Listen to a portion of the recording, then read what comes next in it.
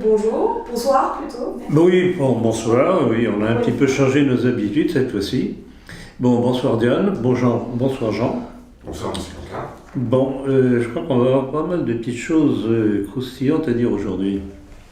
Alors commençons par une question d'actualité concernant la France. Vous avez à plusieurs reprises dénoncé la loi Giscard-Pompidou-Rothschild de 1973 comme cause de l'endettement de la France. Or, un certain Charles Gave affirme que vous vous trompez. Voulez-vous revenir sur cet échange ? Oui, j'avoue que j'ai été assez surpris et je crois que c'est un mail que j'ai reçu un beau jour, d'un monsieur que je ne connais pas du tout, qui me dit « Mais monsieur, vous vous trompez, c'est pas du tout ça, c'est pas vrai, en plus de ça, la loi a été abrogée. » Bon, alors, j'ai un petit peu regardé qui était cette personne, et je me suis rendu compte que ce monsieur, en fait, était un gestionnaire de patrimoine installé à Hong Kong. C'est un truc qui s'appelle Carl. Alors, qu'est-ce qu'il y a là derrière, je n'en sais rien. Alors, c'est tout de même curieux parce que si réellement la loi a été supprimée, comme il le dit, et pourquoi est-ce que la France continue à emprunter aux banques privées, non pas à la Banque de France ? Donc c'est pas possible. Je me moquer du monde. Donc l'impression qu'il m'a donnée, c'est que fait partie de ces personnes qui travaillent dans la haute finance internationale et qui finalement sont soumis au système financier Rothschild. Tout simplement. Et alors, chose aussi intéressante qui m'a interpellé, c'est que dans son commentaire, je l'ai ici, il disait ceci, que ce qu'il constatait de ceux qui dénonçaient cette loi scélérate, c'est moi qui le dis, Rothschild, c'est que cela a un fond assez fortement teinté d'antisémitisme. Donc c'est ça qui le faisait réagir. Donc, ça me semble assez signé. C'est toujours... Mais alors, on parle bien de Charles Gave, l'essayiste, économiste. C'est un économiste, apparemment, j'en sais pas plus. Tout ce que je sais, c'est qu'il dirige un fonds de placement. Non, c'est de la finance. C'est de la finance. C'est de la finance internationale. Oui. Pour être à Hong Kong, c'est de la finance internationale. D'accord. On passe à la question suivante. Donc c'est toujours dans le même registre. La gestion du stock d'or de la France, la propriété des Français, vient d'être confiée sans qu'ils soient prévenus, sans la moindre explication, à une banque américaine à la réputation sulfureuse, la JP Morgan Chase. Votre analyse sur... Eh bien, c'est toujours la même chose. Il paraît qu'on est en démocratie, nous dit-on. Qu'est-ce que c'est que ce comportement de ce pouvoir de M. Macron ? Il n'est pas le seul, d'ailleurs, ses prédécesseurs, notamment Sarkozy, c'était la même chose, qui prennent des décisions tout de même fondamentales pour nos finances et pour l'avenir du pays, sans la moindre consultation au Parlement, même devant le Parlement, où ils ont la majorité absolue. Donc même là, ils ont peur de présenter leur coup tordu devant le Parlement. Donc c'est un coup tordu. Donc en fait, il remet notre or aux Américains. Et ce que fait Macron, c'est qu'il monnaie tout ce que nous avons à monnayer, pour que lui ait son personnage mondial. Est-ce qu'il, je ne sais pas s'il y a eu un petit mot sur la Grèce qui a été prévu, non ? Non. Ça y est, en fait, l'État va consentir à privatiser les espaces historiques, les antiquités, les bâtiments. Et là aussi, ils vendent leur patrimoine. Ils vendent leur patrimoine. Ils monnaient leur patrimoine à l'étranger. Mais il sera perdu à tout jamais. Enfin, je veux dire, comment les Grecs... Et oui, si les peuples ne se révoltent pas, pour ça que les autres deviennent de plus en plus hardis. Ils font tout et de pire en pire. C'est que les peuples ne réagissent pas, ils se disent allons-y. Enfin, quand ils réagissent, les gilets jaunes, ils sont... Oui, mais ils sont bien gentils, mais enfin on en reparlera d'ailleurs. Justement, alors que le mouvement des gilets jaunes se poursuit, le procureur de la République de Paris, Rémi Haïs, préconise aussi d'inscrire les gilets jaunes interpellés sur le fichier de traitement des antécédents judiciaires. Cela même si leurs dossiers sont classés sans suite. Ça vous chatouille pas un petit peu les méninges, ça, que la République, à chaque fois, essaye de ficher ses adversaires? C'est pas nouveau. C'est beau. C'est un système basé sur la dénonciation, donc ça rappelle l'affaire des fiches, sous la Troisième République, où les militaires qui n'étaient pas jugés suffisamment conformes à la ligne de la République étaient fichés. Et on faisait passer les républicains devant eux au point de vue avancement. Donc ça n'a rien changé, ce sont les mêmes, ou leurs héritiers. Voilà, pour continuer sur les gilets jaunes, il y a l'ONU qui souhaite ouvrir une enquête sur l'utilisation des armes. Avez-vous un mot à ce sujet? Sur l'utilisation? L'utilisation des armes employées contre les gilets jaunes. Ah oui, ben c'est intéressant, c'est intéressant.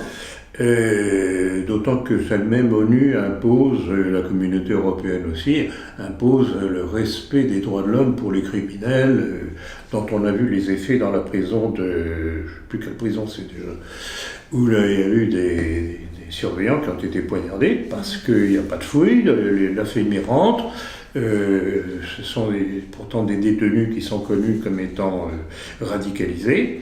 Donc, au nom du respect de la personne elle-même, pour certains, on laisse souffrir, mais quand il s'agit de Français qui sont dans le malheur, qui protestent parce qu'ils n'arrivent plus à boucler les fins de mois, alors là, on leur tire au flashball et au LBD. Et alors là, justement, ça concerne justement le LBD. Et alors, ce qu'il y a de scandaleux, c'est que j'ai entendu ce matin sur Radio Classique, quand je me rasais, ça sert à quelque chose de se raser quand même, je perds pas de temps au moins, et une représentante de la République En Marche disait oui, non mais c'est rien du tout l'ONU, non, mais l'ONU sait très bien que nous veillons énormément au respect des droits de l'homme en France, allez dire ça aux 2000 blessés et aux je ne sais pas combien de personnes qui ont perdu un œil et une main. Sans compter vous qui avez failli passer à la casserole aussi. Non, mais il y a encore, en fait, je crois, un type qui doit se faire amputer du pied, je crois. Parce que, Alors évidemment, si le malheureux croit intelligent de renvoyer la grenade en donnant un coup de pied dedans, il devrait avoir un petit bréviaire de ce qu'il faut faire et pas faire. Ah oui, mais enfin, il faut savoir que quand même, on est dans... Ah non, mais ce sont des armes. Oui. Ce sont des armes. Contre eux, quoi. Alors, rappelez-vous aussi ce truc, ça date déjà de quelques semaines, ce manifestant auquel un policier, je crois même que c'est une policière qui lui a mis entre les jambes une grenade. Ouais, mais c'est pour l'estropier à vie, sexuellement. Non, mais qu'est-ce que c'est que ces barbares dans la police? Ah oui, c'est ça. Non, mais c'est invraisemblable. Hein, et ensuite, ça vient donner des leçons de morale, de démocratie, de droits de l'homme. C'est pas pour les mêmes, c'est pas pour les mêmes. Il y en a beaucoup dans les CRS, parce qu'il faut bien qu'on leur fasse assimiler ça, toute cette ambiance. Alors on leur dit, les Français ont voté comme des pieds, c'était de leur faute, donc maintenant, en gros, s'ils manifestent, c'est... Alors, il y a aussi autre chose, c'est qu'on ne sait pas du tout où ça en est, parce que tout ça est très opaque. Rappelez-vous que j'en ai parlé dans un des précédents entretiens, cette force de sécurité européenne. Quand vous voyez des types masqués comme des roboscopes, etc., est-ce que ce sont des Français qui sont derrière ou ce sont des étrangers? Je pense On ne sait pas du tout. On ne sait pas du tout. Donc, matraquer et estropier quelqu'un, ils s'en fichent. Donc voilà, c'est vraiment la dictature européenne. La dictature européenne. Justement, en parlant de démocratie et de dictature, on a une citation récente de Michel Onfray disant « Les élections sont des parodies qui se servent de grands mots, démocratie, peuple, nation, république, souveraineté, mais qui cachent mal le cynisme de nos gouvernants. Il s'agit pour eux d'installer et de maintenir une tyrannie soft qui produit un homme unidimensionnel, le consommateur abruti et aliéné, comme jamais aucune dictature n'a jamais réussi à produire. » Il a déclaré ça récemment... sur un plateau de télé, parce qu'il est à croire qu'il vous a lu. Oui, j'ai vu la déclaration, j'avoue que ça m'a fait plaisir. D'ailleurs, rappelez-vous que dans un des numéros de la politique assez récent, j'avais dit qu'il y avait tout de même un certain nombre d'intellectuels de gauche qui commençaient à comprendre tout au moins partiellement ce qui arrive. Et j'avoue, quand j'ai vu sa déclaration, je me suis dit, mais c'est curieux. Pour certaines de ces phrases, c'est presque du copier-coller de choses que j'ai déjà dites. Et donc, tant mieux, tant mieux, tant mieux. Si ça vient de ça, c'est toujours bon à prendre.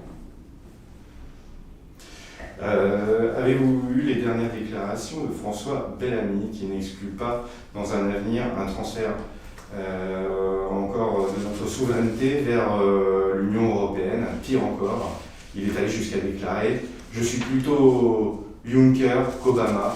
Corban, pardon. Oui. Pensez-vous...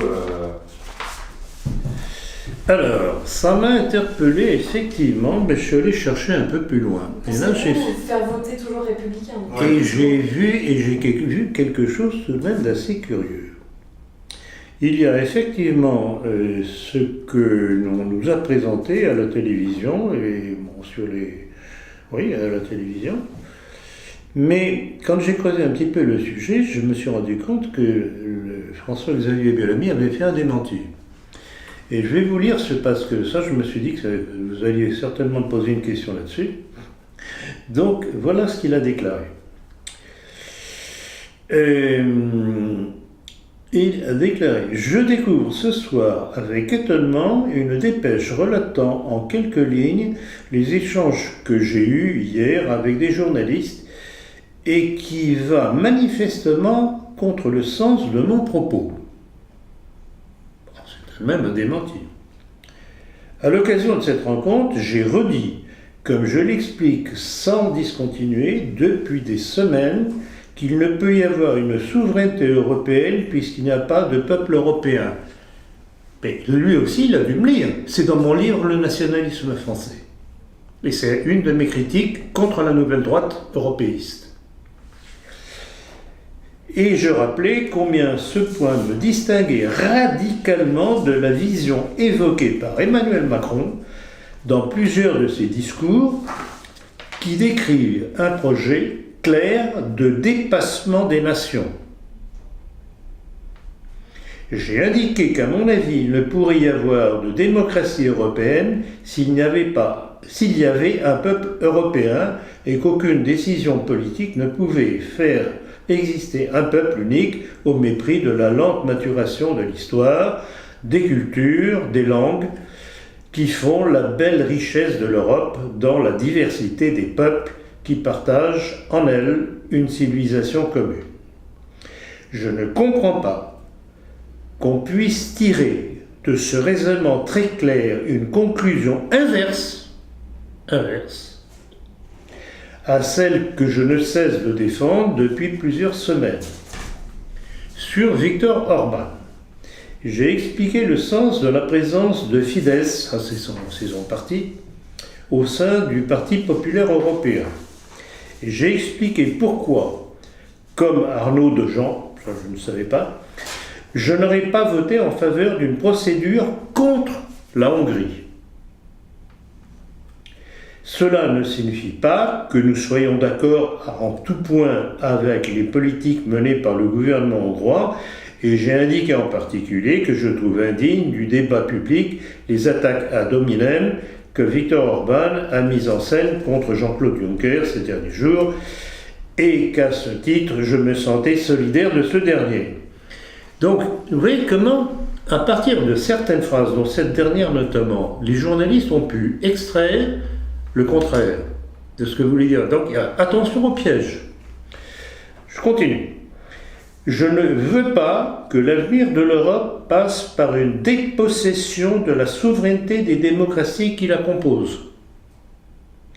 Et comme je n'ai cessé de le dire ces dernières années, et de le répéter encore clairement au cours de ce déjeuner, c'est pour cette raison que je ne crois pas en une armée européenne, en un budget de la zone euro ou dans des élections sur des listes transnationales par exemple.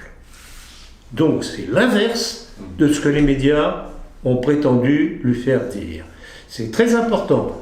Et comme vous me posez la question, est-ce que vous pensez toujours et éventuellement faire voter pour les Républicains, vous savez quelles sont mes réserves. Je n'aime pas du tout l'aplatissement de Wauquiez et de certains de ses lieutenants devant la pression, notamment du CRIF.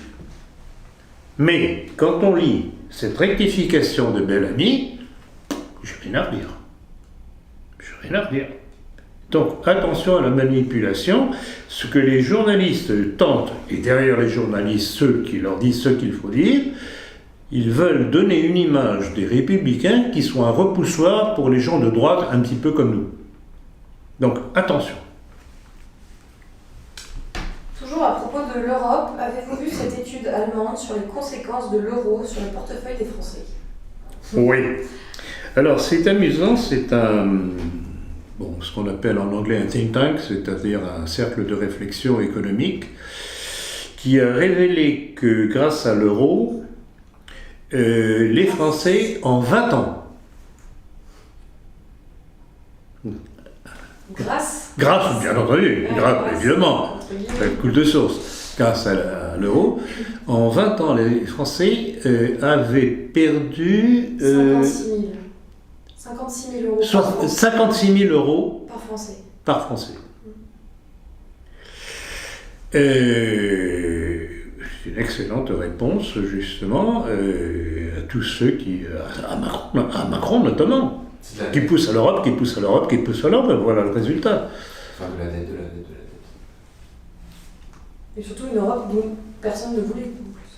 Non, mais justement, alors, je faisais allusion tout à l'heure, je crois que c'était avant qu'on ne commence, au fait que Macron, pour essayer de poser encore un peu plus sa stature européenne et mondiale, en plus, avait publié, je crois que c'est un texte sur 20 pages, distribué à tous les pays européens pour les alerter sur les dangers que court l'Europe et qu'il fallait réactiver le projet européen, etc., etc. Et ce qui m'a amusé, c'est que j'ai vu des commentaires, tout au moins un commentaire aujourd'hui, disant que en fait, c'était complètement tombé à plat auprès des chancelleries, qui soit avaient considéré ça comme sans intérêt, nul et non avenu, soit sur le thème « ils nous emmerdent ». Wauquiez, en fait, a estimé lundi que le gouvernement n'avait pas du tout défendu la politique agricole, en ajoutant tout à fait, je l'ai vu aussi. Menteur. Exactement, et c'est très intéressant aussi cette réaction de Wauquiez. Là aussi, je vous dis, attention, bon, il y a des aspects qui nous embêtent, de certaines petites lâchetés du côté du clan républicain, mais à côté de ça, il y a tout de même des réactions qui sont pas mal. Et celle de Wauquiez, je l'ai ici d'ailleurs, j'ai le texte de ce qu'il a déclaré.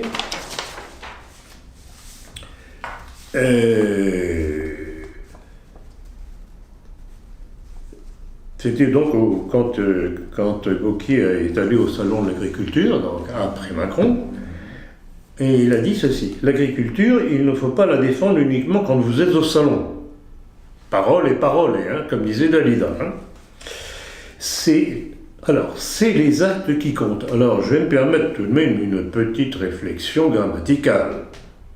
On ne dit pas « c'est les actes qui comptent », on fait l'accord. Ce sont les actes qui comptent.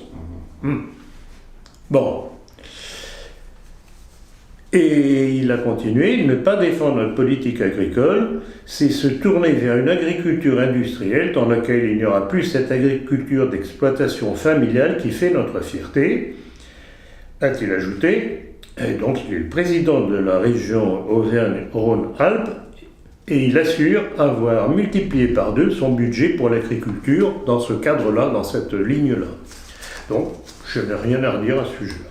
Ouais, mais qu'est-ce que ça inclut quoi? Parce que quand il dit ça, vous savez, moi j'essaie de décortiquer à chaque fois leurs informations. Non, c'est évident, mais enfin, il est bon qu'ils prennent le contre-pied de Macron. Bah oui. Bon, c'est déjà ça. Et vous savez, on peut toujours douter de tout. Mais alors à ce moment-là, on ne fait plus rien. De toute façon, vous savez très bien ce que j'ai dit dernièrement encore, on n'a pas encore pris de décision sur pour qui on fera voter. Ce sera fondamentalement dans l'optique d'enlever le maximum de voix à Macron. Alors, rappelez-vous ce que les journalistes ou les journaleux ont voulu faire dire à Bellamy, qu'il se sentait plus près de Macron. De Juncker. De Juncker. Hein? De Juncker. Plutôt Oui, de qu'en- Juncker. Oui, mais il y avait aussi une phrase qu'on lui attribue, plus près de Macron. Ah bon, d'accord. Oui, justement. Bah, ça ne colle pas avec ses déclarations. Non, bien sûr. Ça ne colle pas du tout. Donc là, il y a une manœuvre, justement, pour essayer de séparer les républicains de tout un public de droite. Ça, c'est évident. Donc, attention. Mais on n'a pas encore pris de décision. Que pensez-vous du ralliement de Jean-Claude Raffarin à la liste La République En Marche de Macron? Bah, c'est logique. Le bon petit framac de Raffarin, le bon Oui. pépère, rassurant, etc. Et là aussi, c'est une chose intéressante, c'est que dans la mesure où on voit que depuis quelque temps, Wauquiez essaye de donner des gages à son aile libérale, ben voilà le résultat, ça ne sert à rien. Raffarin estime que c'est plus rentable pour lui et pour les libéraux d'aller à la soupe avec Macron.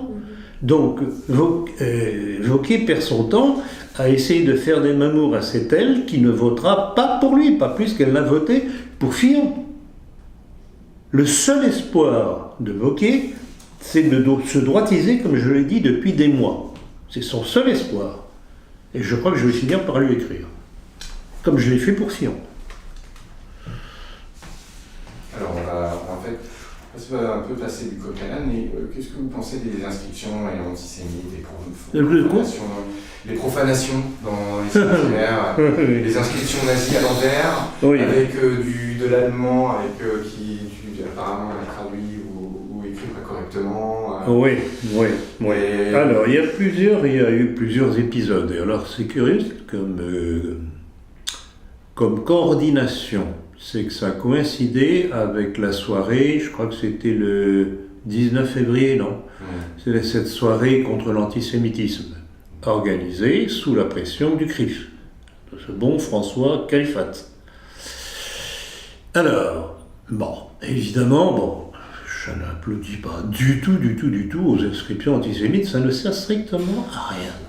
C'est stupide, c'est bête, ça ne peut que provoquer des réactions, et ce n'est qu'un prétexte pour pousser le pouvoir à Bien sûr. resserrer encore plus Bien les sûr, lois, bien sûr. donc supprimer encore plus les libertés. Mais alors, est-ce que ça rappelle pas l'histoire de Carpentras? Oui, mais justement, j'allais y venir. Bon. Alors, il y a tout de même aussi quelques petites choses curieuses. C'est que parmi ces inscriptions, il y a eu des inscriptions qui ont été faites à découvert la police, et la police de la SNCF, Ouais.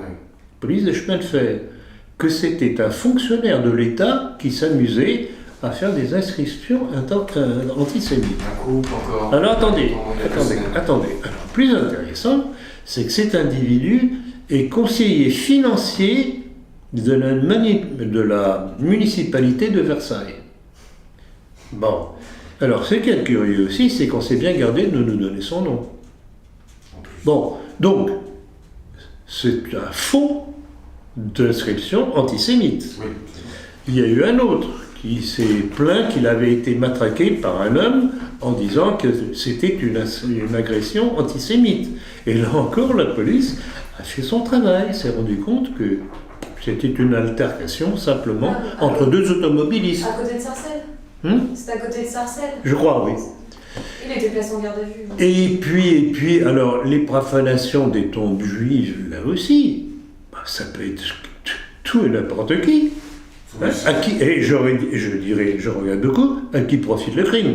Mais il n'y a pas de Ça profite certainement pas à l'extrême droite, à l'hydre d'extrême droite. Ça profite aux juifs dans leur tactique de se victimiser comme toujours et d'obtenir ce que le CRIF avec Califat a obtenu, je ne sais pas si vous alliez en parler, enfin j'en parle maintenant, que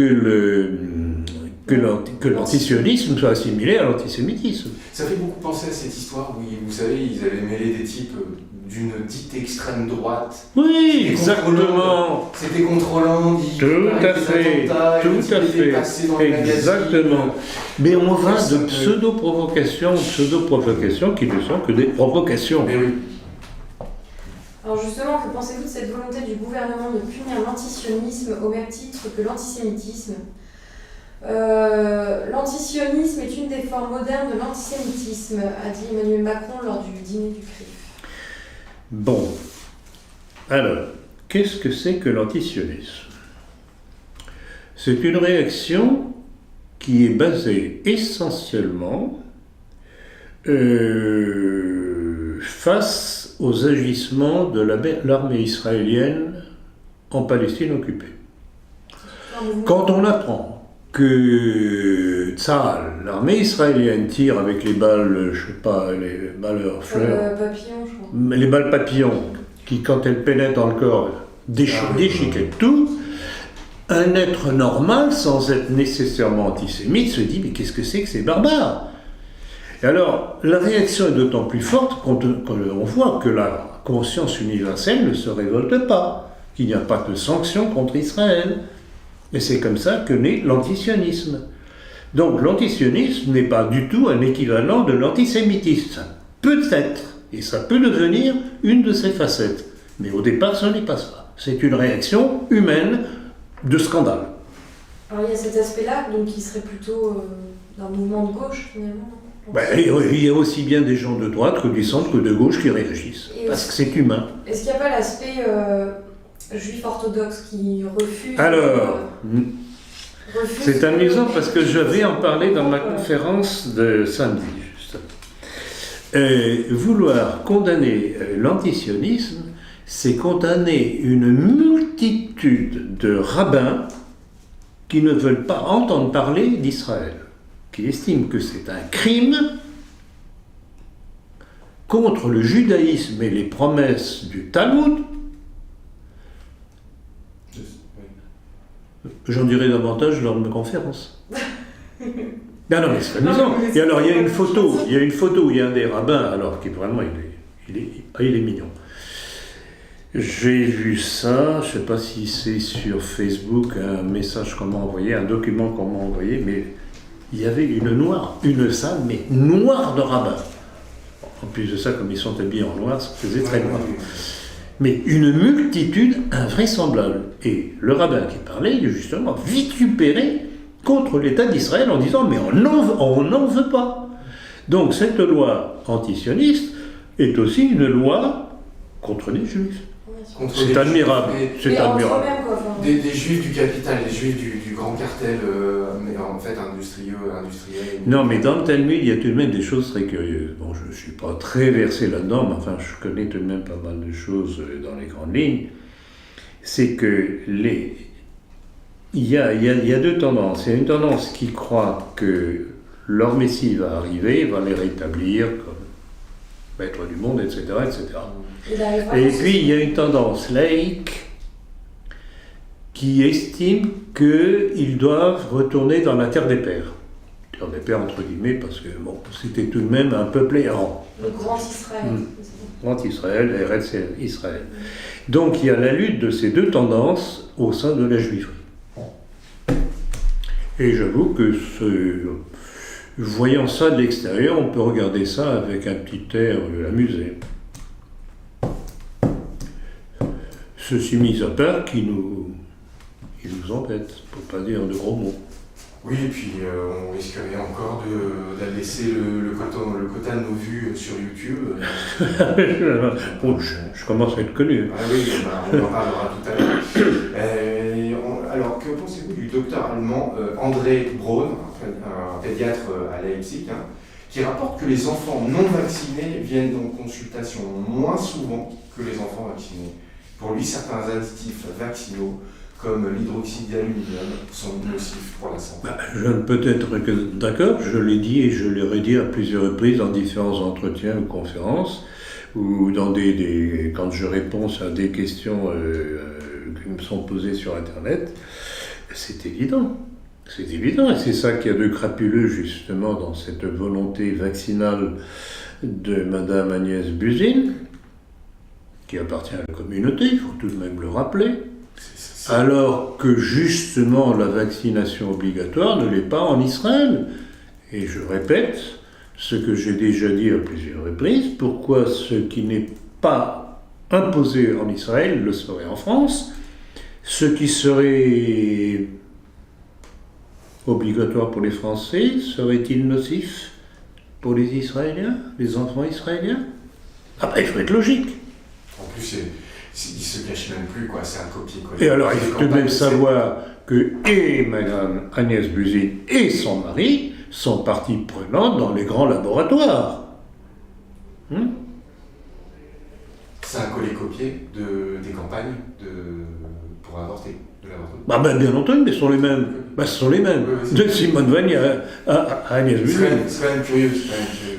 C'est un moyen d'affaiblir un peuple. Non, très bon rappel. Vous avez raison. De Simone Veil à Agnès Buzyn. Oui. On liquide les Français. Les termes parent 1 et parent 2 remplacent désormais père et mère.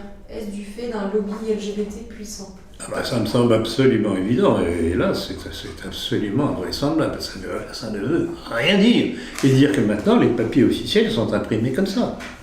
Est-ce que vous vous rendez compte dans quelle société on est?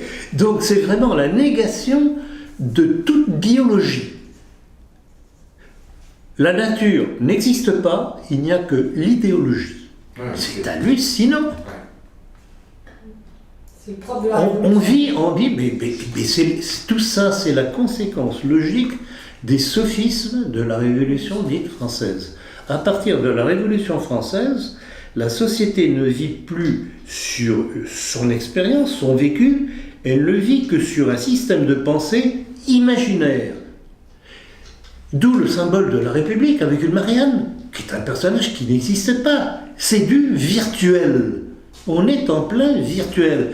Et regardez tous les jeux pour les enfants, etc. On les détache de la réalité pour les faire vivre dans le virtuel. C'était catastrophique. Et on voit les résultats aujourd'hui. Tout ce que j'espère, je m'excuse de couper, Jean, tout ce que j'espère, c'est que, comme je le dis tout de même assez souvent, le propre des faux principes, c'est de comporter en eux leur autodestruction par les conséquences qu'ils déclenchent. On va arriver, je crois, à une situation qui n'est plus possible. Qui n'est plus possible. Ah oui. Parce que déjà, l'enfant qui aurait échappé à l'avortement, on va après le vacciner. Et puis ensuite l'éducation dite nationale. Et quand bien même il échapperait à l'avortement, à la vaccination, on va lui bourrer le mou en fait avec parent 1, parent 2 et qu'il faut évidemment se travestir ou avoir des sexualités complètement, délirantes, etc. C'est ça, on y arrive. Hein. Alors ça obligera les parents à avoir une double garde-robe chez eux pour leurs enfants, parce que si un jour un garçon se sent fille et le lendemain il se sent de nouveau garçon, mais il faudra avoir l'équipement pour les deux. Ou alors il y aura des... Non, écoutez, vous vous rendez compte, ou alors il y aura des familles tout pantalon et des familles tout jupe. Vous savez, et là encore, le propre du nez des faux, c'est d'arriver à l'absurde. On est en train d'arriver à l'absurde. C'est le principe du chaos, l'absurde, c'est... Et c'est pour ça que j'ai aimé cette déclaration de Onfray, parce qu'il commence à toucher justement aux conséquences de tout à ceux en quoi il croyait. Mais il faudra qu'il aille plus loin, parce qu'il y a encore des aspects qu'il n'a pas encore tout à fait perçus, ou bien il a peur. Oui, parce qu'il est encore invité dans les grands médias, tout ça, mais il ne doit pas pouvoir tout dire. On voulait parler aussi, après ces nombreuses déclarations très brillantes, de la révélation politique de l'année, M. Concar. Ah oui, j'ai vu ça avec intérêt, ça, j'ai apprécié, j'ai vraiment apprécié. Alors, donc, quoi, ça vous étonne?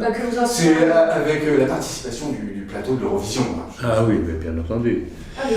Non, bien sûr, non, je plaisante. Alors, je ne sais pas si ça vous étonne, moi ça ne m'étonne pas, parce qu'elle fait partie de ce qu'on peut appeler les pourrisseurs de la société. On parle de Marlène Schiappa. Marlène Schiappa, bien entendu, là, bien connue ou trop connue, Marlène Schiappa. Et alors, je ne sais pas si vous avez lu, petit complément à cela, qui va dans le même sens, c'est qu'au nom de son ascendance corse, Ça, on pourra en gratter un petit peu plus tout à l'heure. Et au nom de son ascendance corse, elle prétend organiser la Gay Pride à Ajaccio. Ajaccio. Alors, origine corse, tiens, mais il me semblait qu'elle avait elle-même plastourné en disant qu'elle était d'origine juive hongroise. J'en ai parlé, je crois, dans le dernier ou l'avant-dernier entretien. Bon, alors ceci explique peut-être cela. Quant à ses origines corses, rappelez-vous aussi que le nom Chiappage avait dit qu'il y avait tout de même une curieuse proximité avec un nom bien juif qui est Shapiro. Oui, c'est vrai, Donc, bon, à la limite, je m'en fiche qu'elle soit d'origine, pas d'origine juive, c'est pas ça qui compte. Mais ça peut expliquer son comportement quand même.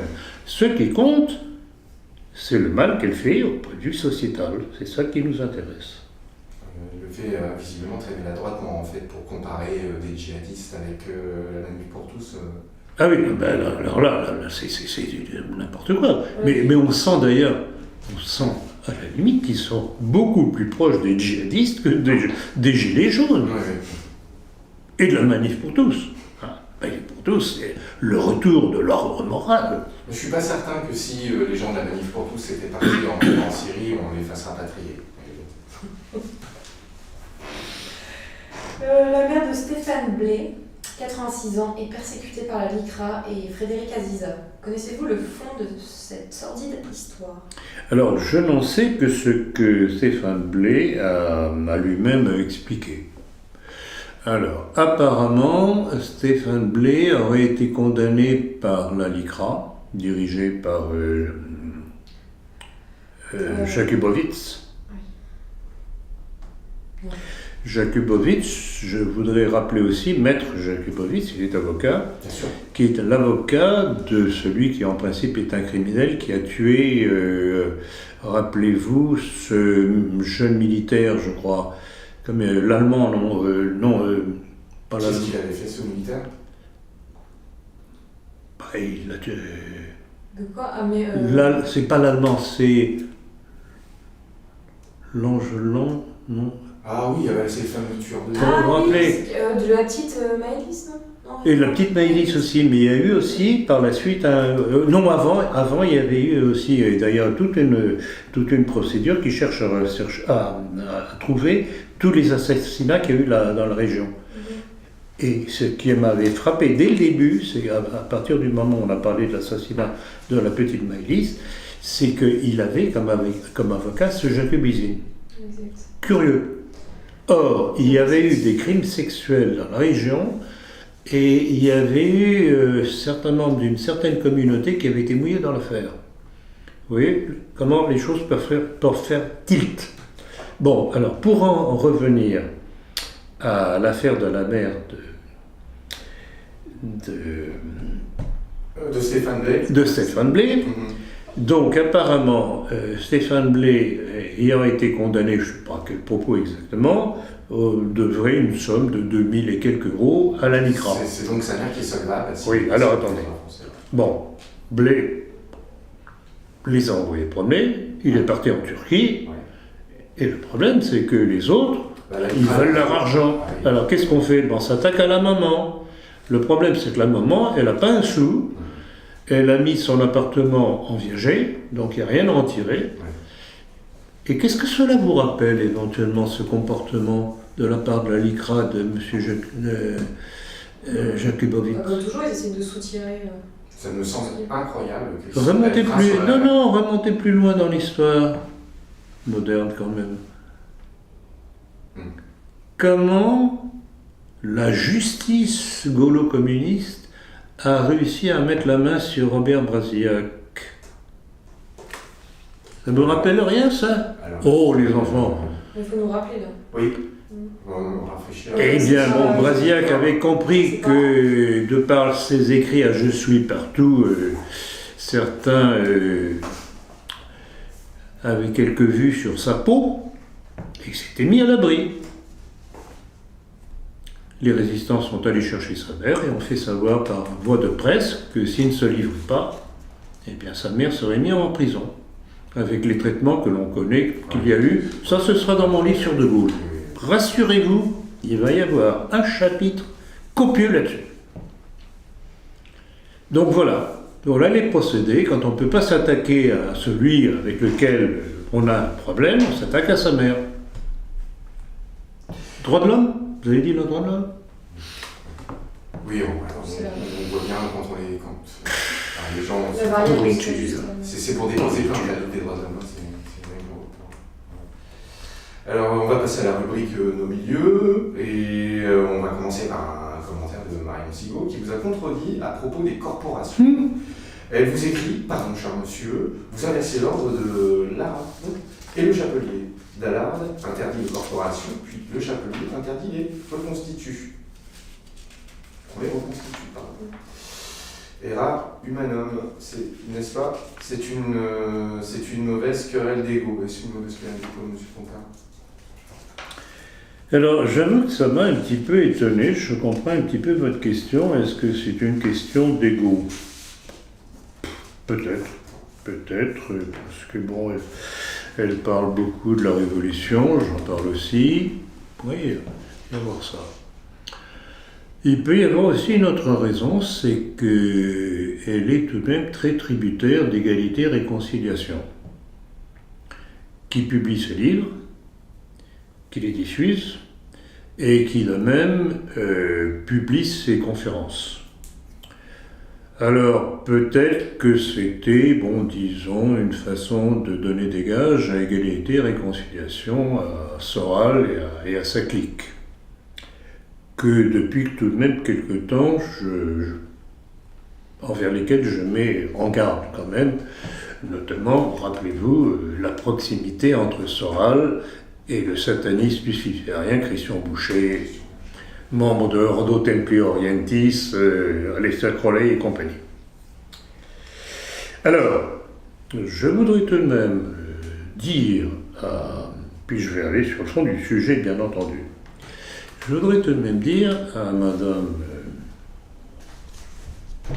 Sigaud que j'aurais préféré qu'elle regrette publiquement la proximité entre Alain Soral et Christian Boucher. Parce que, en fait, elle ne sert que de caution catholique à Égalité et Réconciliation, qui de plus en plus vire à la nouvelle droite et à des aspects ésotériques franchement pas très catholiques. Et ça, j'espère qu'elle m'entendra, et j'espère qu'elle en tirera les leçons. Alors, pour en revenir aux reproches qu'elle me fait. Bon, supposons que je me sois mal exprimé. Ça peut arriver. Mais enfin, je voudrais tout de même faire remarquer une chose.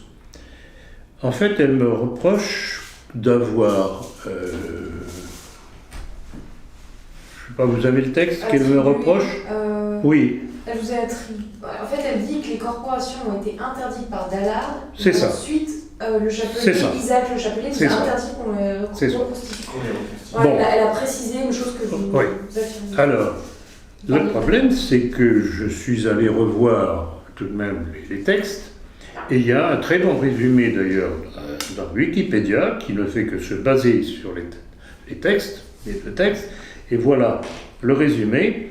Cette loi, donc la loi d'Isaac le Chapelier, proscrit le régime général d'exercice collectif des métiers ouvriers, les corporations, avec toutes les réglementations sociales particulières, et par conséquent le régime de dérogation des manufactures privilégiées. Donc il est bien spécifié que la loi d'Isaac le Chapelier proscrit le régime général d'exercice collectif des métiers ouvriers, les corporations. Donc c'est bien la loi. Et il n'y a pas opposition ou une complémentarité entre les deux. La loi d'Isaac le Chapelier ne fait que ancrer dans la loi des révolutionnaires cette décision d'interdiction des corporations et l'interdiction de reconstitution de toutes sortes de structures de défense du monde ouvrier. Donc, Non. Franchement, Marion Sigaud, elle m'a cherché des poux dans le crâne. Oui, c'est ça. Je trouve pas ça... Alors, bon, s'il estimait que je m'étais trompé, oui, pourquoi pas? Ben, je peux pas me tromper. Et pourquoi il m'a pas appelé au téléphone? Pourquoi pas un petit message sur mon mail? Oui, Tout simplement, au lieu de rendre la chose publique comme ça. Comme si elle voulait... Oui, mais attention, quand on fait ce petit jeu-là, il ne faut pas se retrouver en position de s'être soi-même trompé comme elle. Hein, parce que c'est ça que je lui fais remarquer. Il n'y a pas opposition entre la loi d'Isaac Le Chapelier et les décrets Halal.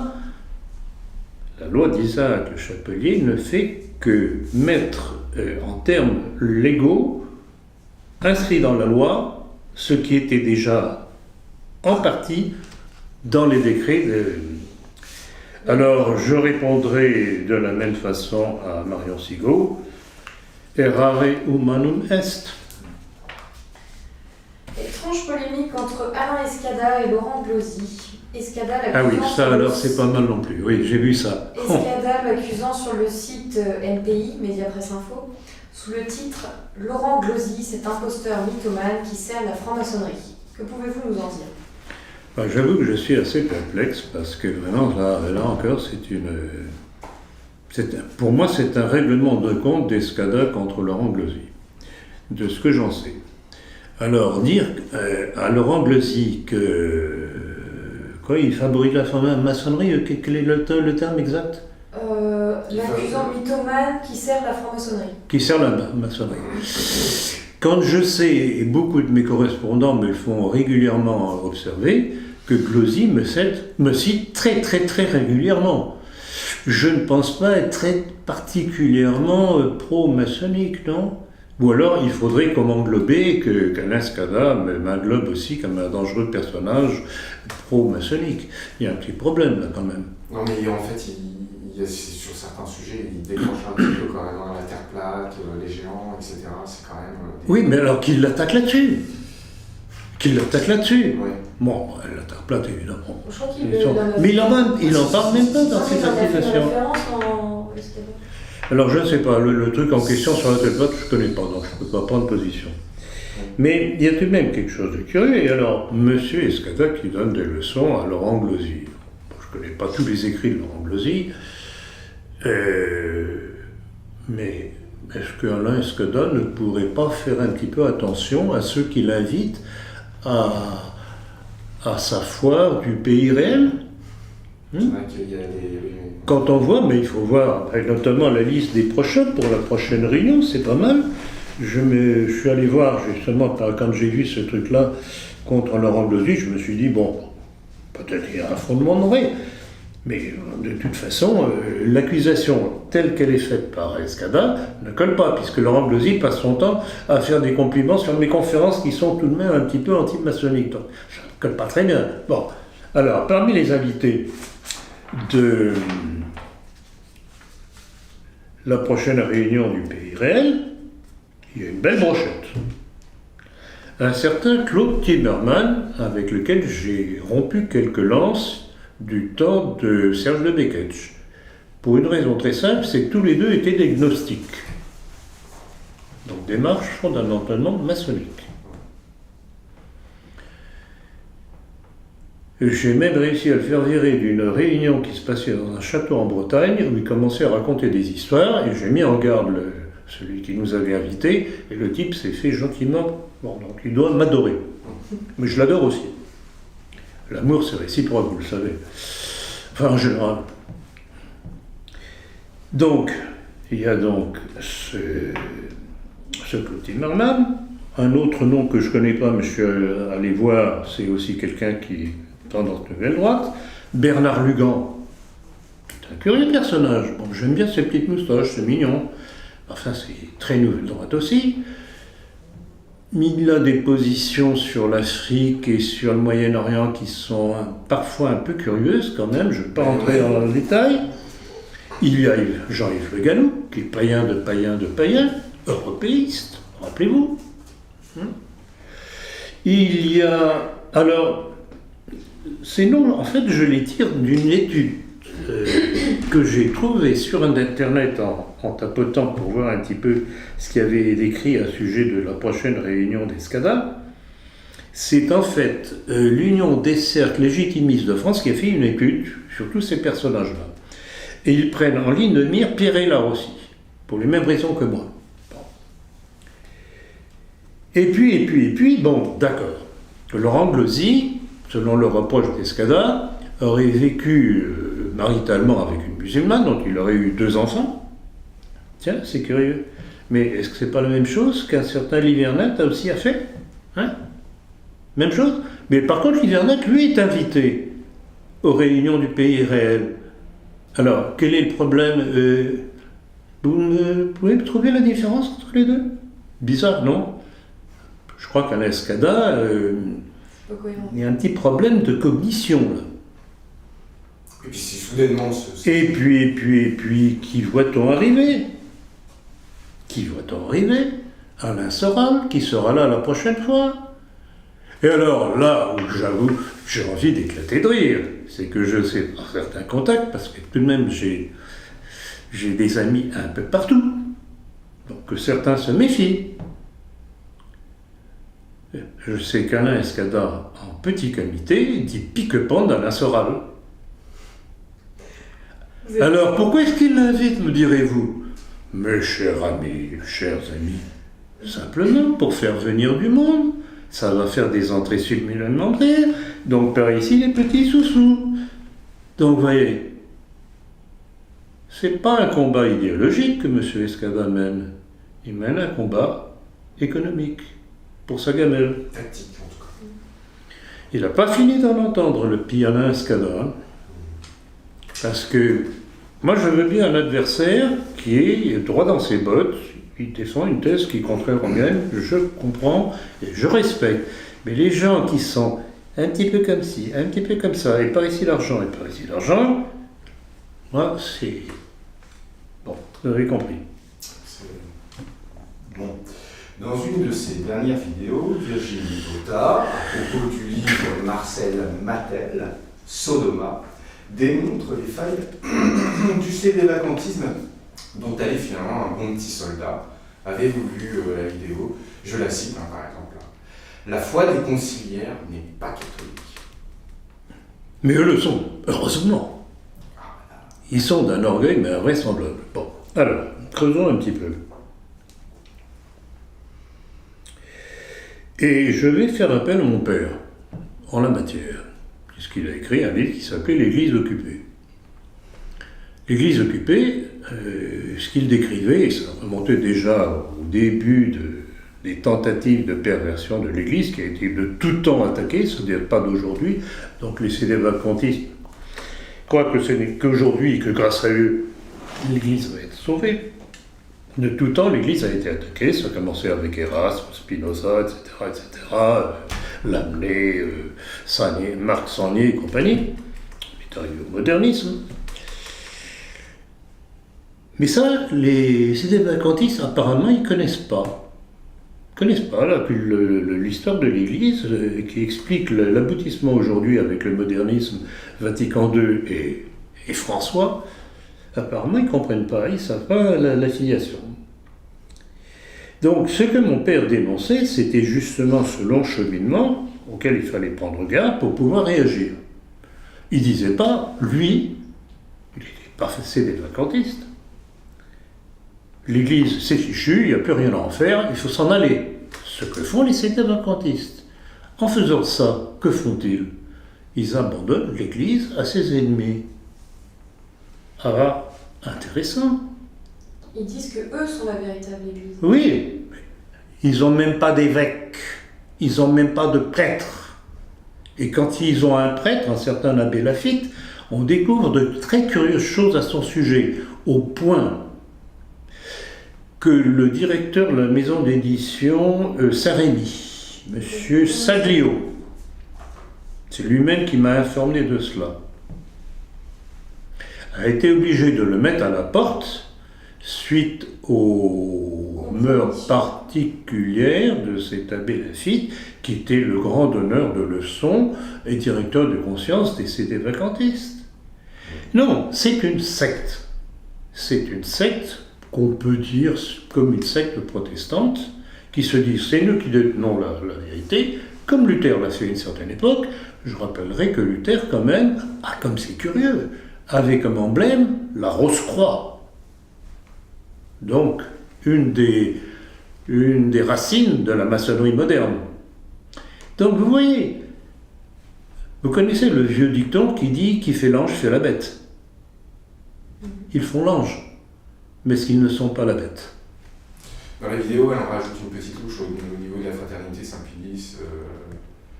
Elle dit qu'il y a un rapprochement évident de la fraternité. Le rapprochement évident, vous savez très bien quelle a été ma thèse là-dessus, elle n'a pas changé, et simplement ça dépend de ce qu'on appelle par rapprochement.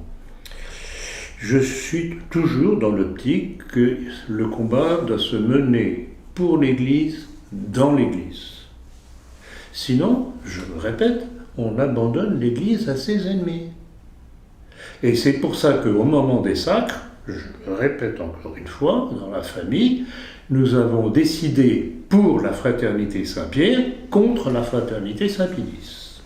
Parce que la fraternité Saint-Pierre, qui a ses défauts aussi, et que c'est si je les ai dénoncés à une certaine époque avec un certain abbé, bon, passons, tant mieux pour lui, je ne me rappelle pas de son nom, qui était très proche de Bernard Anthony. Donc je sais aussi que du côté de la fraternité Saint-Pierre, il y a des choses à redire. Mais au moins, eux mènent le combat de la tradition dans l'Église. Ils ne sont pas éparpillés comme par exemple des contrats d'assurance ou des cartes. Et je vous dis, on n'abandonne pas sa maison à son ennemi. On se bat pour garder sa maison. Et alors pour revenir sur le livre dont elle parle dans sa vidéo, Sodoma, non ? Sur quoi ? Sodoma de Frédéric Mattel. Alors, Sodoma, bon, je ne l'ai pas lu, je ne pense pas que je vais me faire sur ça, parce que j'en ai marre de toutes ces élucubrations. Bon, c'est toujours dénoncer les mœurs d'homosexualité ou de pédophilie de la part de certains représentants de l'Église. En soi, je ne suis pas contre que l'on dénonce ces choses-là, mais il y a tout de même deux choses qui m'horripilent. C'est qu'on n'entend parler que de l'Église. Le personnel politique, le personnel du spectacle, l'enseignement, le personnel de l'enseignement, éducateurs sociaux et compagnie. Alors là, c'est au moins la moitié le monde juif, les rabbins, hein? Ça, on n'en parle pas. Oh non, ils sont purs, eux. Alors, bon, moi je veux bien, mais si on déballe les perversités de l'être humain, il faut peut-être regarder partout. Alors, il y a aussi une autre chose, et alors là, c'est une chose que je reproche à l'Église d'aujourd'hui, notamment avec François, c'est que, et c'est un petit peu ce qui est reproché à Monseigneur Barbarin, je ne sais pas si vous avez vu, il vient d'être condamné. Il présente sa démission, je crois. C'est le moins qu'on puisse dire. Qu'est-ce qu'il a fait ? Il a déplacé un prêtre, si j'ai bien compris. Il a déplacé un prêtre, ou bien au lieu de le faire, au lieu de le réduire à l'état laïque, comme on dit. Hein ? Par quoi ? Parce qu'il manque de prêtres. Donc parce qu'il manque de prêtres, ils vont transmettre le mal ailleurs dans une autre communauté. Non, mais il y a un petit problème là. Hein ? Bon, alors autre chose. Et François ? On en a parlé dernièrement, je crois, dans un entretien. Ce qu'a révélé Monseigneur Vigano au sujet du cardinal McGarrick, évêque de New York, trop connu justement pour son homosexualité, son appui au lobby gay aux États-Unis. Sanctionné ? Non. Il était jusqu'à dernièrement un des conseillers privés de François. Il a fallu que le scandale éclate pour que finalement, tout de même, il dégage. Alors ça, c'est ça qu'il faut reprocher. Mais bon, quand on reproche ça à l'Église catholique, moi je suis tout prêt à le faire aussi, mais je voudrais bien qu'on se préoccupe aussi des autres catégories sociétales. Où en est le procès qu'Henri de Lesquen vous a intenté ? Ah ben, une fois de plus, il a gagné. Alors, je vais pas trop m'étendre là-dessus, sinon il va encore trouver moyen de me faire condamner. Mais vous aurez vu dans le dernier numéro de la politique que, d'abord, on m'a intimé l'ordre de devoir publier dans le prochain numéro de la politique ma condamnation. Donc, un bandeau, vous l'avez reçu. Oui. Vous l'avez reçu. C'est une notion obligatoire. Ah oui, non, mais c'est officiel, c'est une obligation. Je l'ai fait, mais j'ai rappelé l'historique de l'affaire. L'historique de l'affaire qui commence avec la déclaration de M. Henri de Lesquen du Plessis-Cassot, qui remonte maintenant à quelques années, ça doit remonter aux années 2001, 2002, 2003 à peu près.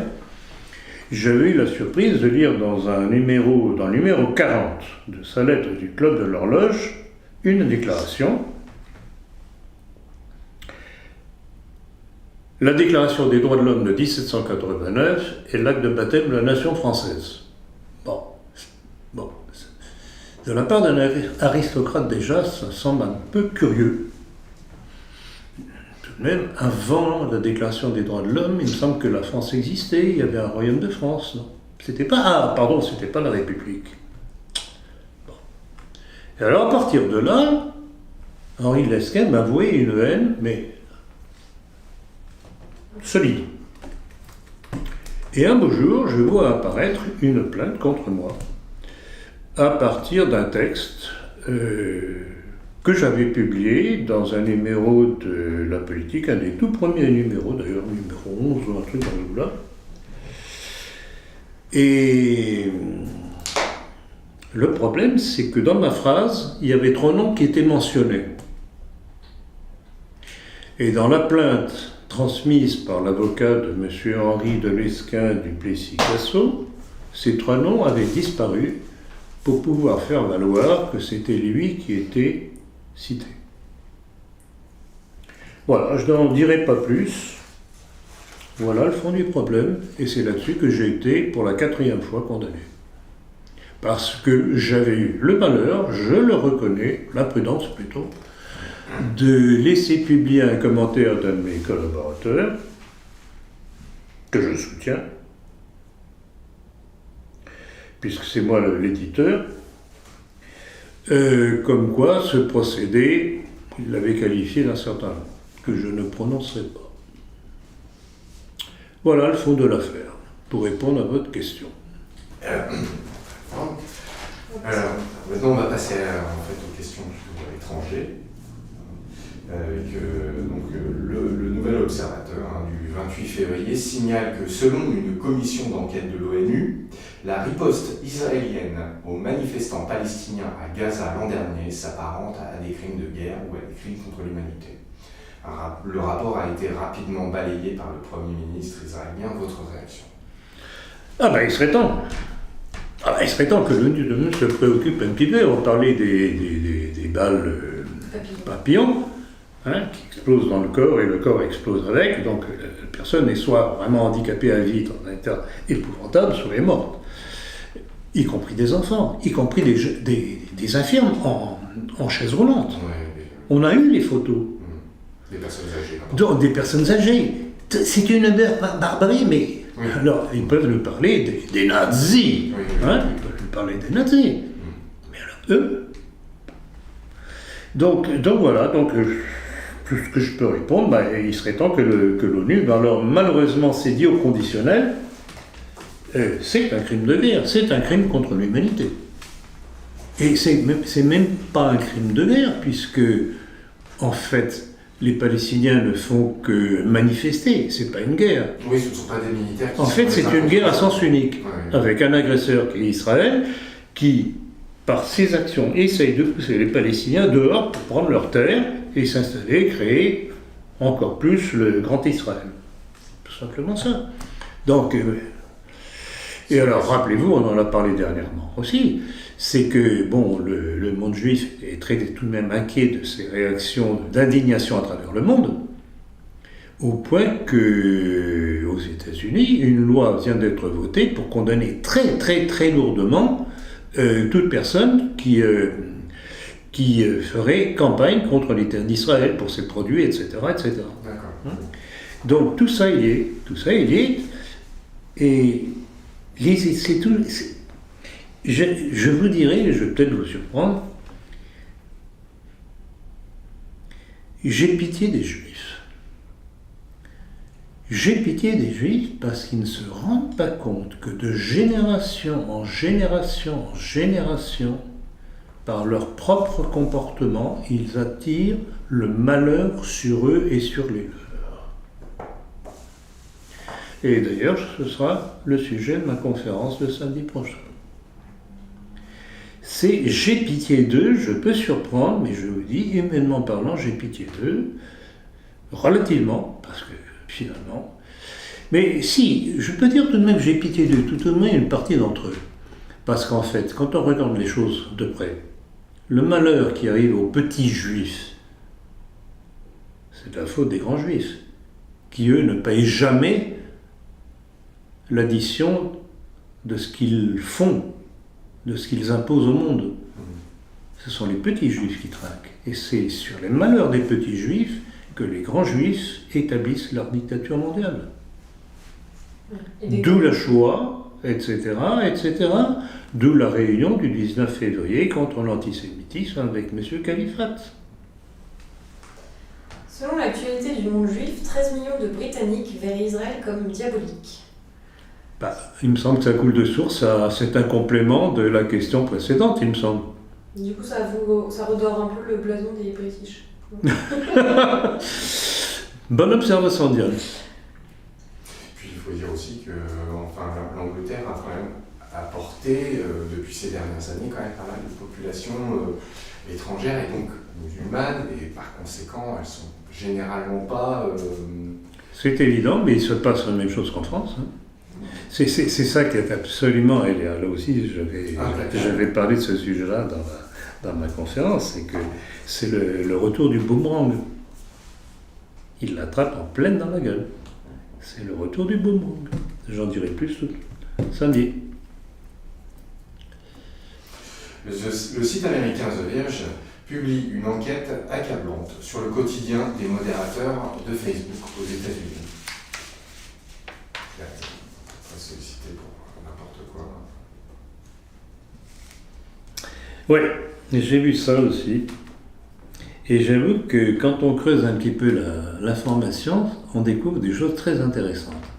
Alors l'entreprise, c'est une des entreprises en tout cas qui a été étudiée à ce sujet-là, qui s'appelle The Cognizant, c'est-à-dire celui qui est chargé de connaître, de savoir, de décrypter. C'est une firme qui utilise plusieurs centaines de personnes tous les jours pour décrypter tout ce qui paraît sur YouTube. Bon. À partir de là, c'est là que ça devient amusant. C'est que ceux qui sont chargés de décrypter et de dénoncer ceux qui ne seraient pas politiquement corrects dans ce qu'ils trouvent sur YouTube, ou Facebook, sur Facebook, ces gens, à force de voir l'argumentation de certains, se mettent à douter, et ils le disent eux-mêmes, à douter de la version officielle. Comme quoi la vérité, vous savez, la vérité, c'est une image que je donne très souvent. C'est comme l'eau. Ça passe partout. Ouais. Tôt ou tard, ça s'infiltre partout. Alors attendez, j'ai d'autres... C'est cocasse quand même. Ah, c'est très cocasse, je trouve. Non mais c'est cocasse, vous imaginez. Bon, il va falloir qu'ils renouvellent très souvent leur personnel, à mon avis. Alors attendez. Donc, de plus en plus des versions officielles. Certains racontent qu'ils ont commencé à se poser des questions sur certains aspects de l'Holocauste. Aïe, aïe, aïe. Sujet sensible. Un autre a déclaré que l'attentat du 11 septembre 2001 n'était certainement pas une attaque terroriste. Ah bon? Et alors quoi? Non, vous vous rendez compte? Non. Vous voyez, encore une fois, il y a l'information brute et il y a ce qu'on découvre derrière l'information brute. La réaction humaine des gens qui sont chargés d'un travail de dénonciation et qui, en se plongeant dans le sujet, se dit « Oh là, mais on me fait faire un drôle de travail, mais après tout, ceux que je dois dénoncer, ils n'ont pas tellement tort que ça. » Bon, ben, ça crée de futurs antisémites, tout ça. C'est, moi, je trouve, il y a toujours une ironie dans l'histoire. Toujours. Et je vous dis, la vérité, c'est comme l'eau. Ça s'infiltre partout. À propos de la censure, votre dernière vidéo sur la judaïsation de la France n'est plus visible sur YouTube. Apparemment, j'ai touché un endroit sensible. Oui, bah, on peut peut-être en profiter pour faire un petit peu une comptabilité de ce que nous avons. Oui, mais non, parce que, à moins qu'on ait terminé les questions. Bon, alors, réservons ça par la suite, sinon ça va alourdir, mais on reviendra là-dessus. Parce qu'effectivement, il faut qu'on développe ça. Donc, si vous avez encore les dernières questions... Une dernière sur que dire de la crise politique que traverse l'Algérie actuellement. Alors, bah, c'est les mêmes qui sont derrière, à mon avis, comme derrière la Libye. Ils veulent, c'est toujours la même chose. C'est comme pour la Syrie, il faut démembrer, avoir des parties plus petites, plus faibles face au mondialisme messianique. Enfin, Ce sont les mêmes. On peut comprendre que le peuple algérien ne veuille plus de Bouteflika pour... Alors, mais ça, c'est le prétexte. Ouais. Bon, il est évident que Bouteflika, c'est la potiche de l'armée algérienne. C'est l'armée algérienne qui gouverne en Algérie. Et je dois d'ailleurs signaler, et c'est ça justement, c'est pour cette raison que l'Algérie est attaquée, c'est que l'Algérie, dernièrement, s'est rapprochée très fort de Poutine. S'arme avec des armes russes. Donc, pas la peine de faire un petit dessin. C'est aussi simple que ça. Il y a une question, je ne sais pas si vous vouliez, parce que moi je l'ai vue, et je ne sais pas si vous voulez me parler de cette réaction d'un colonel de l'armée française. Ah oui, il a été... Je ne sais pas si vous aviez... Parce que je crois que ça vaut la peine. Oui, il donne des cheveux blancs à la ministre des Armées. Belloubet. Belloubet, oui. Belloubet, alors là, il faut voir la tête de la dame. Comment s'appelle-t-il déjà? Le colonel... Oui, parce qu'en fait, il critiquait la stratégie française. Oui, mais c'est une information à double volet. C'est pour ça que ça m'intéresse et je craignais que vous l'ayez oublié. En fait, il s'agit du colonel Légrier. Ah, c'est ça. Qui a été en poste en Syrie, qui a été en poste d'ailleurs à différents endroits, et qui en fait met en doute le bien fondé de la stratégie de l'Occident, la coalition. Alors, le problème, bon, on a l'impression, il y a des possibilités, ou bien lui-même ne voit pas la perversité de l'hypocrisie de la coalition qui fait semblant de combattre Daesh, alors qu'on sait très bien que les Américains et ses alliés ont soutenu et soutiennent toujours Daesh. Sinon, je voudrais qu'on m'explique pourquoi, tant que Poutine n'était pas intervenu, Daesh progressait, en dépit des bombardements américains. Hein? Et que c'est à partir du moment où Poutine a dit « bon, maintenant ça suffit », que le problème de Daesh est quasiment terminé. Et maintenant, la coalition arrive en sauveur, en disant voilà, on est en train d'éliminer la dernière poche. C'est pas eux qui ont fait le travail, ils ont fait le travail contraire. Donc c'est ça qui m'a chatouillé mes petits neurones quand j'ai vu l'histoire du colonel Légrier, c'est que, ou bien lui-même n'a pas compris la perversité de la coalition, ou bien il n'a pas osé la dénoncer. Et voilà ce que moi je veux dénoncer. Une dernière question. Oui, alors est-ce que vous avez des nouvelles au sujet des menaces que vous avez adressées, vous savez, la LDJ? Non, je n'ai pas de menaces. J'ai revu dernièrement d'ailleurs tout au moins la première menace. La deuxième menace, je n'arrive pas à la retrouver, c'est curieux. En tapant LDJ, je retrouve la première, je ne retrouve pas le deuxième. Pourtant la deuxième était alors d'un ordurier, mais absolument incroyable. Alors, la première, je voudrais tout de même la citer, peut-être que j'en souviens à peu près. Il y a plusieurs choses qui m'ont surpris. Premièrement, il me reprochait d'avoir donné, lors d'une de mes conférences, je ne me rappelle plus laquelle, un certain... vous l'avez ? Oui. Enfin, je vous ai sûr. Bon, vous me corrigerez si je dis des bêtises. Et donc, il me reprochait d'avoir donné des citations du Talmud, des citations blasphématoires contre le Christ, la religion catholique, etc. Me disant, mais ce monsieur, je ne pense pas qu'il disait ça comme ça, raconte n'importe quoi, ça n'existe pas, de toute façon, à l'époque, le Christ n'était pas venu encore, etc. Alors là, j'avoue que ça m'a interpellé, parce que moi, je parlais du Talmud. Et eux semblent ne pas faire la différence entre la Torah et le Talmud. Il y a un petit problème tout de même de connaissance de leur propre religion, là. Un truc bizarre. Bon. Il y avait ça, et il y avait, si vous avez le texte, rappelez-moi ce qu'il y avait encore. Ressasse depuis des lustres les mêmes âneries complotistes et s'imagine en Xavier Vallat ou en Draquier de Pellepoix, c'est sur Sonne. Ah non, ça c'est la deuxième, mais c'est là que je n'ai pas. Le camarade Plomplon. Alors attendez, je vais continuer sur la première. Alors dans la première, il y avait une réaction d'un truc qui s'appelle Chrétien Israël ou un truc comme ça. Oui, mais c'est une personne qui a commenté ça. Oui, qui a commenté ça. Alors là, c'était... Ah, bon, c'est lui qui prétendait savoir où on faisait nos réunions, pourquoi pas, rue de Sèvres, il le disait, et où j'avais mon domicile à la Garde. Bon. Admettons. Mais alors là, la suite était assez cruciale, disant que en fait, mon public était un public de musulmans, islamiques, et que la plupart de mes livres étaient achetés en pays d'islam. Ah bon ?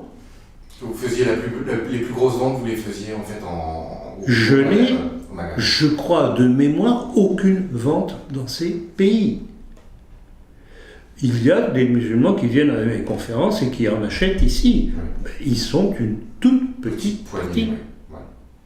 Donc il y a un aspect chez eux de méconnaissance de la réalité, d'invention dans leur soi-disant renseignement absolument incroyable. Alors, je vous laisse la parole sur la deuxième citation et je vous demanderai de me l'envoyer parce que je voudrais la garder. Ce sinistre personnage tente très souvent de draguer les muses pour les convertir à de l'antisémitisme idéologique des années 30. Il est aussi très proche des Gudards, du FN et de la Soralie. Pas très bien renseigné, encore une fois. Alors, moi proche du FN et de Soral. Ah bon, d'accord. Et de quoi ? Le GUD. Oui, le GUD. Non, mais c'est de l'amalgame, c'est du n'importe quoi.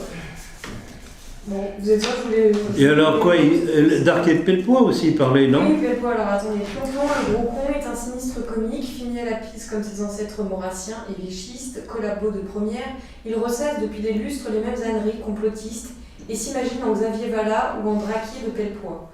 Deux héroïnes sanguinolentes flanquées en permanence au cul de ce putain de Pétain. Le camarade de Plomplon a juste besoin de se faire démonter sa sale gueule de raie une bonne fois pour toutes. On sait où il habite, il faut le faire taire à coups de batte de baseball et tirer la chasse, parce qu'il schlingue sévère le déchet. Je suis vraiment navrée de dire ça. Non mais c'est oui, il faut le... Je me rends compte que vous n'êtes pas très à l'aise de et malheureusement nos auditeurs ne vont pas très bien comprendre ce que vous avez dit. Vos entretiens, Non mais c'est incroyable, ils ne savent pas et c'est toujours la même chose avec ceux que je dérange, ils insultent, ils sont incapables de me répondre argument contre argument. Mais c'est très intéressant. C'est très intéressant. J'ai fait une capture également, alors sur leur page Facebook, ils font des menaces de mort. Hein. Mais je sais. Avec des photos. Et en fait, ils prennent des photos avec des balles à côté de l'autocollant. Mais en ce qui me concerne, ou en général? Ils s'adressent en fait à tous les antisémites de France. Et en leur disant, ne soyez pas dans les rues de Paris. Mais c'est curieux, la police de M. Macron ne se penche pas sur ce groupuscule qui, il faut tout de même le rappeler, est interdit aux États-Unis et même en Israël. Et par contre, ils veulent fermer le baston social qui est, c'est pas très, c'est plutôt penché sur l'aide sociale, sur des maraudes. Non, mais c'est ça la Macronie. Bravo à ceux qui, en ne votant pas Fillon, ont fait passer Macron. Si encore c'était uniquement eux qui payaient leurs bêtises, pour pas dire un gros mot, je dirais, bon, c'est bien, le problème c'est que c'est nous tous qui payons leurs bêtises. François Fillon n'était certainement pas quelqu'un de chez nous, mais il y avait tout de même moyen de ne pas avoir cette pourriture que nous avons aujourd'hui. Bien, vous avez terminé? Écoutez, merci de ces questions, et là je crois qu'on n'aura pas fait plaisir à tout le monde aujourd'hui, une fois de plus. On parle de la... Ah oui. Ouais. Alors, mauvaise nouvelle. La dictature de l'insupportable police juive de la pensée, disait Annie Krigel, juive elle-même et communiste. On a réussi à nous supprimer 90% des réactions sur les vidéos depuis plus de 10 mois, pratiquement un an. C'est-à-dire que toutes les vidéos ont été séchées. En fait, c'est flagrant, on arrive sur une vidéo, par exemple, dans les dernières, il y a 35 000 vues, et vous avez 40 pouces bleus et 10 pouces rouges. On nous a enlevé tout simplement 90% des réactions. Alors, qu'est-ce que c'est? Est-ce que c'est interne à YouTube, et YouTube, infiltré de l'intérieur, je ne sais pas comment ça se passe, ou des sites? Peut-être par le site, par l'organisation qui est chargée de filtrer tous les trucs. Non, ça c'était Facebook, mais bon, YouTube, il doit y avoir la même chose, probablement. Il y a certainement la même chose. Alors, toujours est-il que ça va désindexer vos vidéos, elles seront certainement moins consultées. C'est certain. Et voilà, alors la solution, on va la trouver peut-être dans la suppression tout simplement de réactions. C'est-à-dire qu'en fait, au moment de poster nos vidéos, on demandera à YouTube que cette fonction ne soit pas activée. Donc les gens ne pourront pas dire j'aime ou j'aime pas. Et alors bon, il y a aussi, je pense, moyen de contourner la chose, c'est de mettre les conférences sur VK aussi. Alors, et puis que les gens prennent l'habitude d'aller sur notre site Nationalisme français. On n'a pas encore véritablement trouvé de solution pour stocker de la vidéo sur le site, pas encore. Mais en fait, on l'a fait on a essayé différentes sources, vous saviez, YouTube, etc., dont VK. Alors le problème des vidéos sur VK, c'est que pour voir une vidéo sur notre site, on peut très bien mettre une vidéo VK sur le site, seulement le problème, c'est que les utilisateurs devront être connectés à VK pour voir la vidéo. C'est-à-dire que pour vous visionner la vidéo... De toute façon, il y a toujours des solutions, elles peuvent être imparfaites, mais c'est pas comme ça qu'ils vont nous empêcher de continuer le travail, hein, ça c'est certain. C'est plutôt le contraire. Voilà. Merci M. Bongard. Eh bien, merci à vous deux de ces très bonnes questions.